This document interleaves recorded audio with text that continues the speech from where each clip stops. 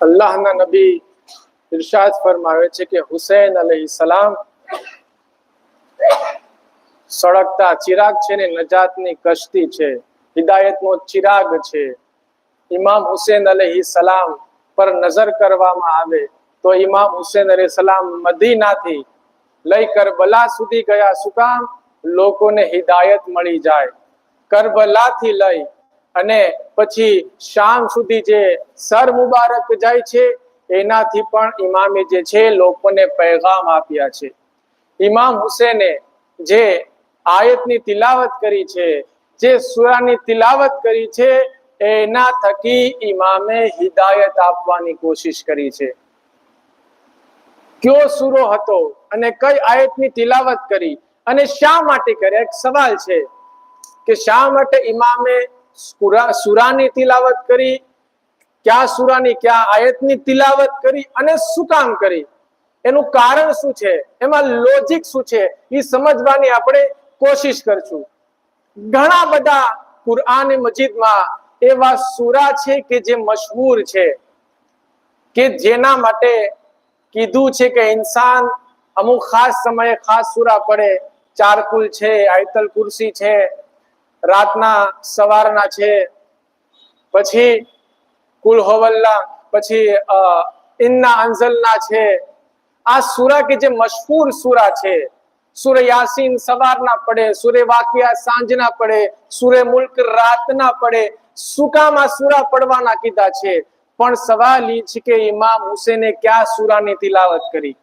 ના સૂરે અલ હમ્દ ની કરી, ના સૂરે તૌહીદ ની કરી, ના ચાર કુલ ની કરી, ના આયતલ કુર્સી ની તિલાવત કરી, ના સૂરે કદ્ર ની તિલાવત કરી. બલકે જે સૂરાની તિલાવત કરી છે એ સૂરે કહફ છે. શું કામ ઇમામે તિલાવત કરી? આ એક સવાલ થાય કે નહીં, કે ઇમામે શા માટે એવા સૂરાની તિલાવત નથી કે જેની વધારે પડતો ભાર આપ્યો છે? પણ ઇમામ એક મેસેજ આપે છે કે આની અંદર એક મોટી હિકમત સમાયેલી છે. સૂરે કહફ ની તિલાવત કરી. હવે અહીંયા એક સવાલ બહુ મહત્વનો છે.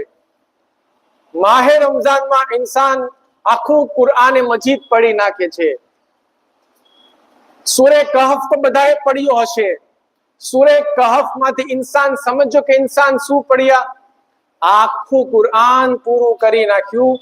પણ ઇન્સાનને જ્યારે પૂછવામાં આવે કે ઇન્સાન તું આમાંથી શું સમજ્યો, તો કે નથી ખબર.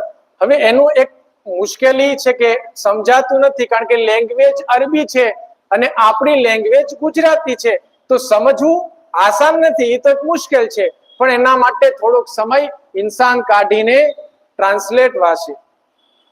કુરઆન મજીદ ની રિવાયતમાં મળે છે માહે રમઝાન માટે કે ઇન્સાન એક આખું કુરઆન મજીદ પડે સમજ્યા વગર.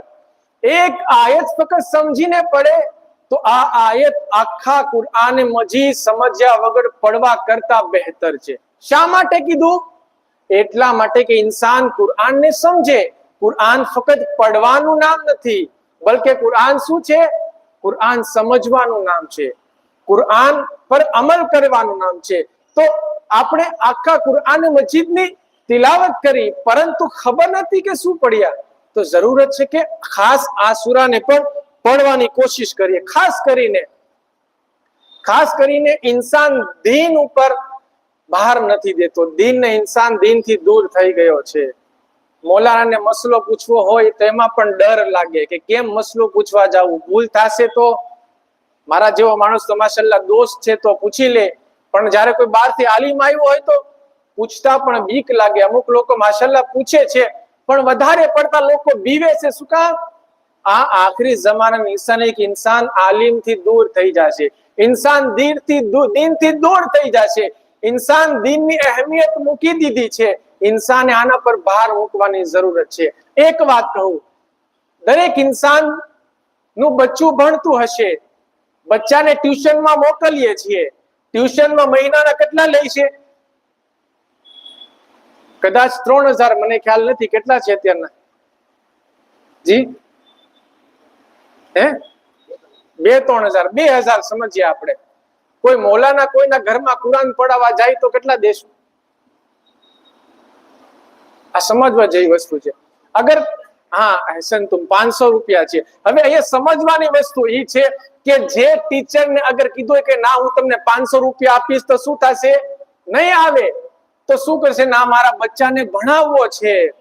પરંતુ દીન માટે પણ મૌલાનાની મદદ કરવાની જરૂરત છે. હું તો કઈ કોઈના ઘરે જાતો નથી, પણ આ એક સમજાવું છું કે દીનની અહેમિયત સમજવાની જરૂરત છે કે એને પણ આપવું જોઈએ કે જેથી અહેમિયત સમજાય કે તે કેટલી મહેનત કરે છે. સૌથી વધુ અહેમિયત દુનિયાની છે કે આખેરતની? આખેરતની છે. તો પછી આખેરતની હોય તો ઇન્સાને શું કરવું જોઈએ? એને અહેમિયત આપવી જોઈએ. થોડાક આપણા તરફથી વધારે આપીએ કે એની અહેમિયત વધી જાય. બહરહાલ આગળ વધીએ, આપણે મજલિસ તરફ આવીએ કે મજલિસમાં અત્યારના કેટલા લોકો છે?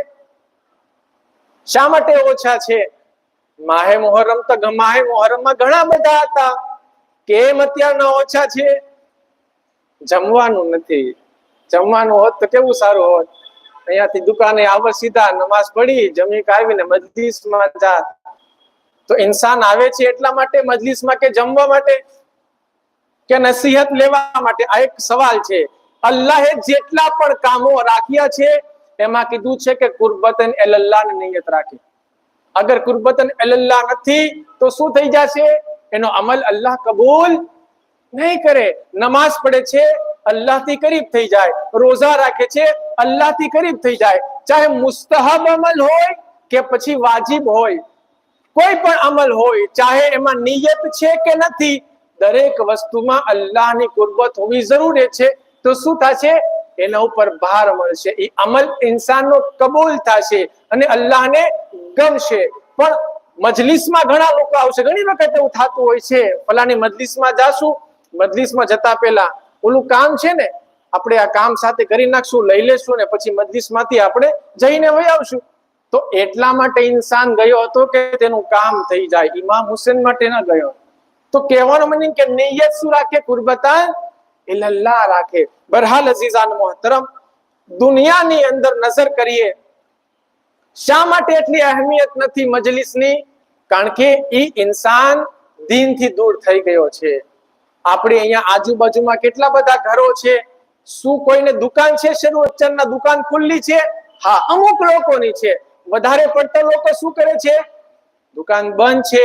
હા, એવું હોય, ઘણા માણસને કામ હોય, ના આવી શકતો હોય, એક મજબૂરી અલગ વસ્તુ છે. મારી જેવા માણસની વાત કરું, મોહરમ મહિના હું બધી મજલિસ નહોતો કરી શકતો. તૈયારી કરવાની હોય, થાકી જઈએ, બીજું કામ હોય, મારે ના થઈ શકે બધી મજલિસ. તો મજબૂરીમાં વાંધો નથી, પણ ઇન્સાન અગર મજલિસમાં આવવાની કોશિશ કરે, ફ્રી હોય, તો એની અહેમિયત આપી છે ખાસ કે ઇન્સાન મજલિસે હુસેનમાં આવે, દીનથી ઇન્સાન કરીબ થઈ જાય. એક औरत હતી, યહૂદી औरत, મુસલમાન થઈ જાય છે. હવે એક વખત એવો આવે છે કે તેને મજલિસમાં જવું છે.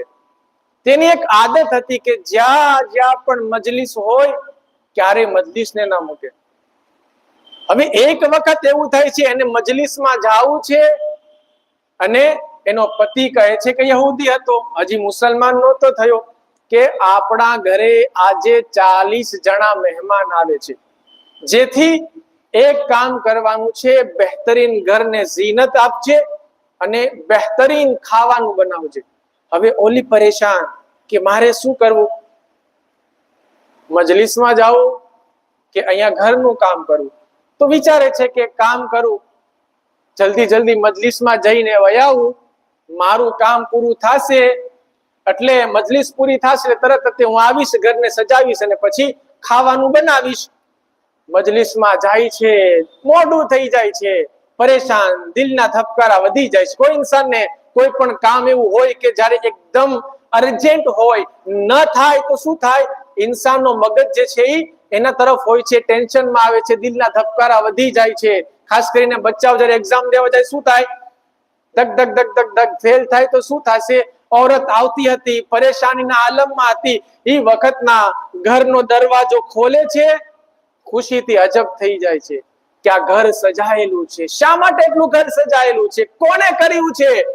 અંદરથી ખુશ્બુ આવી રહી છે. જાય છે તો જોવે છે 3 બીવી છે. પૂછે છે કોણ છો? કહે છે હું ફાતિમા છું અને મારી દીકરી 2 દીકરી ઝૈનબ ઉમ્મે કુલસુમ છે. તો કે તમે શા માટે આવ્યા છો? એટલા માટે કે તું મારા હુસૈન માટે ગઈ હતી તો હું તારા માટે આવી ગઈ. તો એનું શું કહેવાનું મીનિંગ એ છે કે સમય ન હોય, બીમાર છે, કઈ પણ પ્રોબ્લેમ છે, મજલિસમાં ના જાય, હરામ નથી. બહાર આપવાનો મીનિંગ એ છે કે અહેલે બેતે કીધું કે મજલિસે હુસૈન માં જાય. અગર મજલિસમાં જશે જનાબે ફાતિમા એના કામને પૂરું પાડશે. બાવાજી બલંદ સલવાત.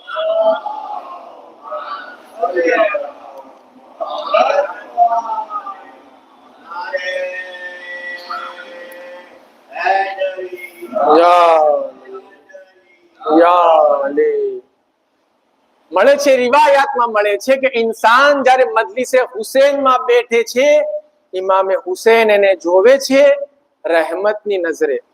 અહીંયા વાત પૂરી નથી થતી, આગળ કહે છે કે અલ્લાહ એના ગુનાહને માફ કરે છે. એટલું જ નહીં બલકે એના મા બાપના ગુનાહને પણ માફ કરે છે કે જે મજલિસે હુસૈનમાં આવીને બેઠે છે. મજલિસે હુસૈનની અઝમત છે. અહીંયા કોણ આવે છે? રસૂલે ખુદા આવે છે, જનાબે ફાતિમા આવે છે. રિવાયાતમાં સાંભળેલું છે ને કે ઇમામે સજ્જાદ જે છે ક્યાં બેઠે છે? બહાર બેઠે. શું કામ?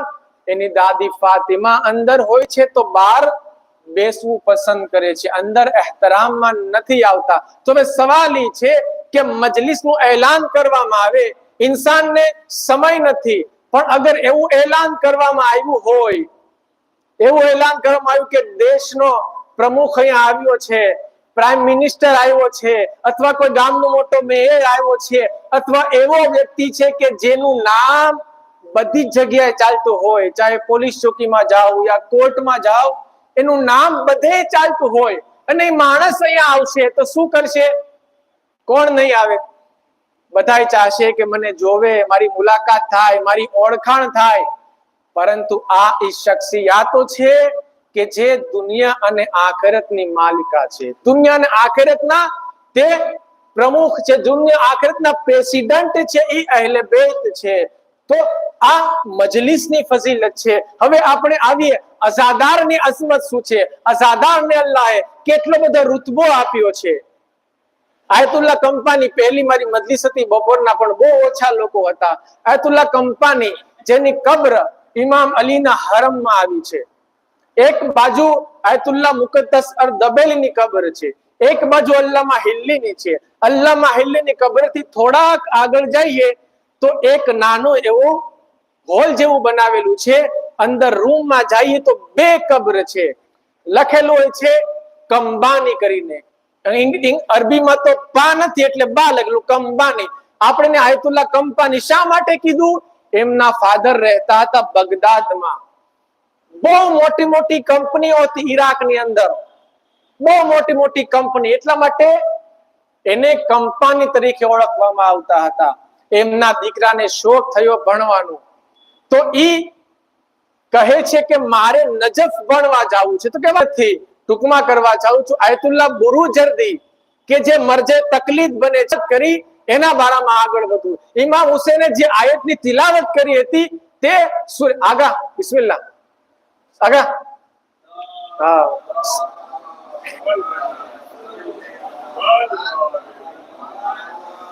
સૂરે કહફની 9મી આયતની તિલાવત કરી. શું કામ કરી હતી, શું કારણ છે, અને આયત શા માટે નાઝિલ થઈ, આ સૂરો શું કામ નાઝિલ થયો?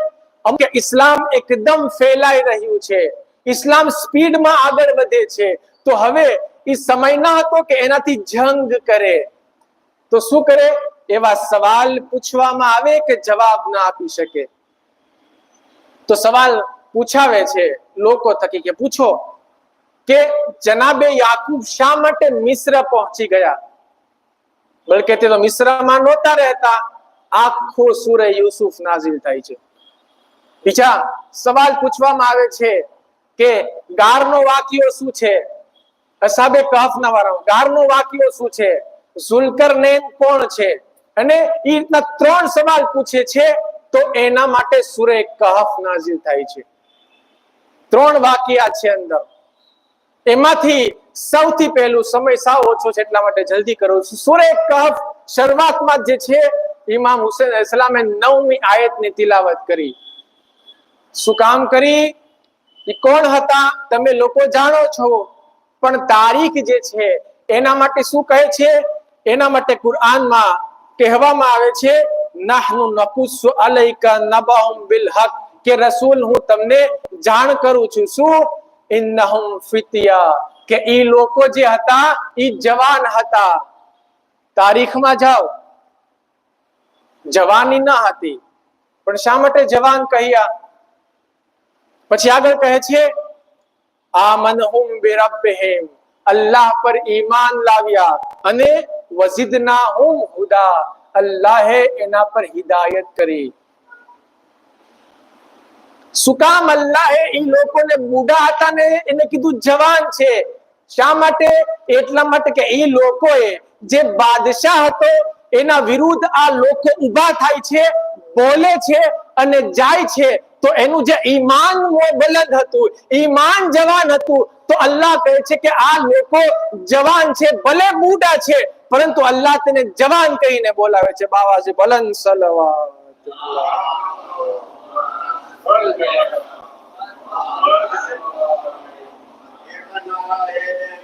યા અલી મદદ હક હૈદરી. તો જવાનને અગર જોવા હોય, કરબલામાં આવીએ, બતાવે કે જવાની શું છે, જવાન કોણ છે?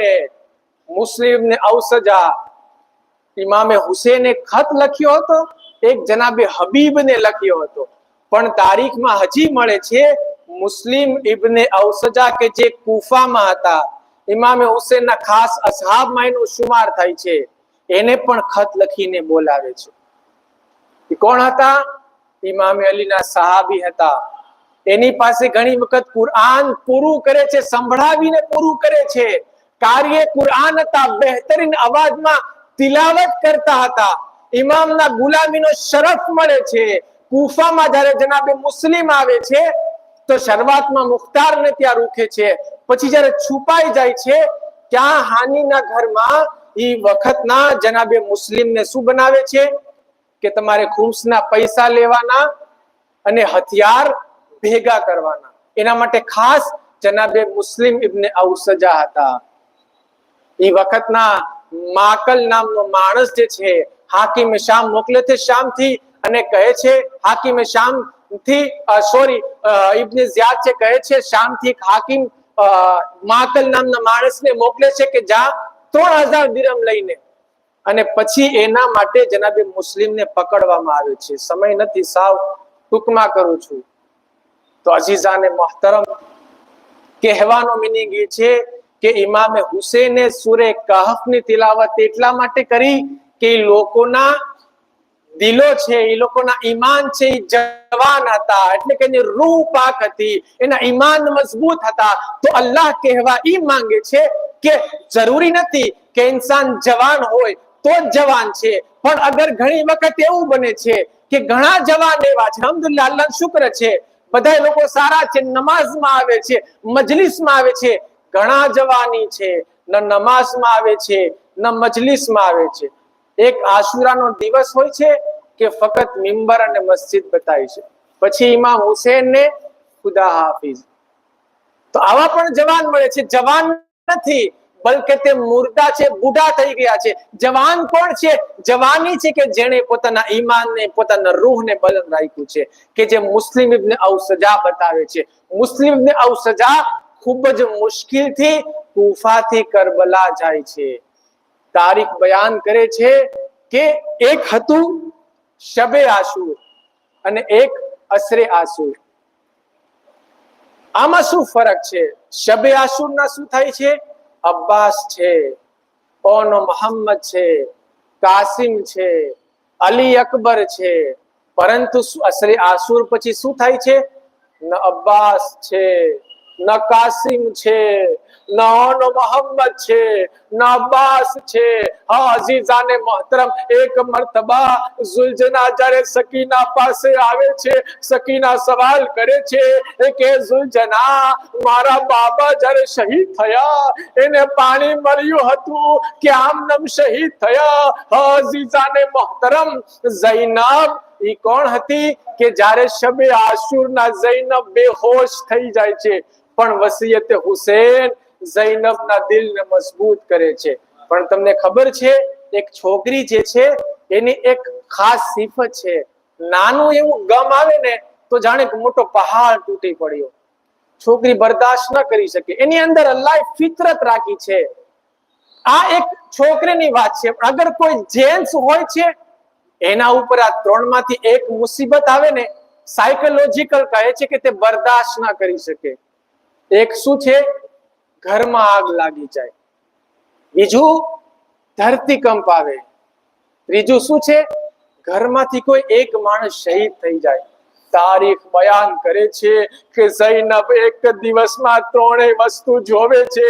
ઇમામ હુસેન શહીદ થાય છે, જમીને કરબલા લરઝવા લાગે છે, આસમાન પરથી ખૂનનો વરસાદ થાય છે, અને પછી ખૈમાઓ બાળવામાં આવે છે, અને પછી 18 યુસુફને ઝૈનબ શહીદ થતા જોવે છે. અઝીઝાને મોહતરમ, તારીખ બયાન કરે છે કે ઝૈનબને અફસોસ હતો કે હવે મારી રીદા લૂંટાઈ ગઈ. અગર હુસેન હોત, અગર અબ્બાસ હોત, કોઈની હિંમત ના હતી કે મારી રીદાને લૂંટી લે.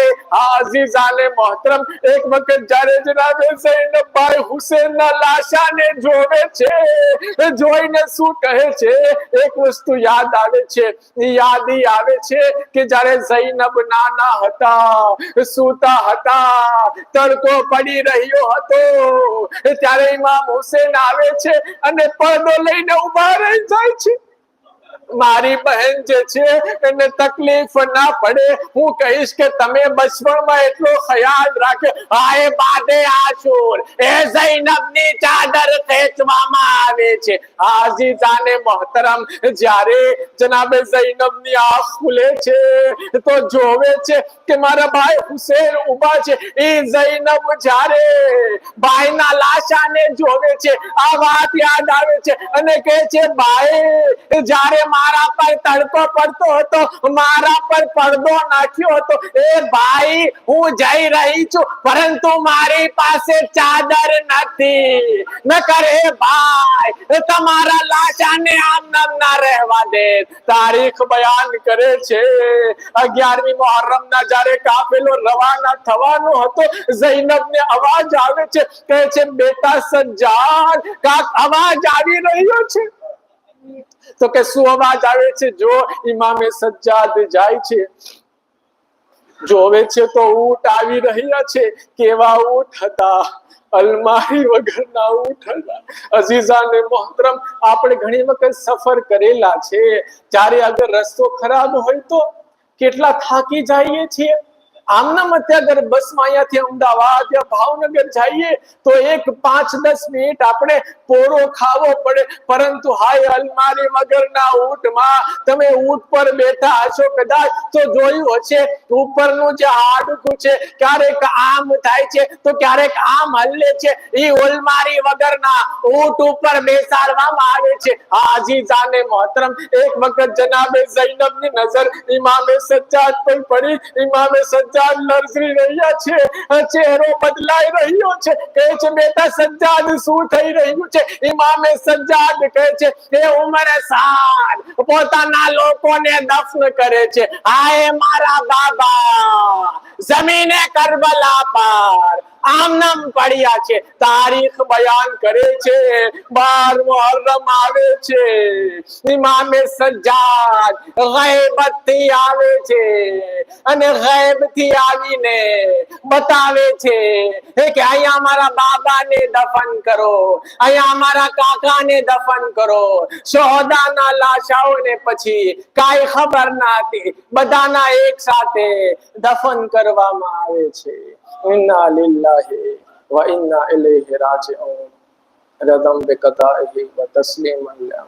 પરવરદિગાર તને વાસ્તુ પંજે તને પાક નવાસો અમારી આ નાની ઇબાદતને કબૂલ ફરમાવ, આફત બલા મુસીબતને દૂર ફરમાવ, ગુનાહ કબીરા અને સગીરાને માફ ફરમાવ, અમારા રિસ્કમાં વધારો કર, બરકત અતા ફરમાવ, અમારા ઉપર અહેલ બેતનો સાયો કાયમ દાયમ રાખજે। પરવરદિગાર તને વાસ્તુ પંજ તને પાક વાસ્તુ માબુદ અબરકમને બધાને કરબલાની ઝિયારત નસીબ ફરમાવ।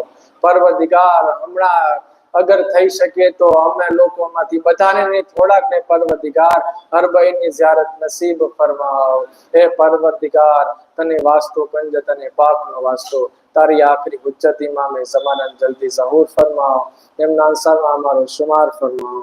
ربنا تقبل منا انك انت السميع العليم।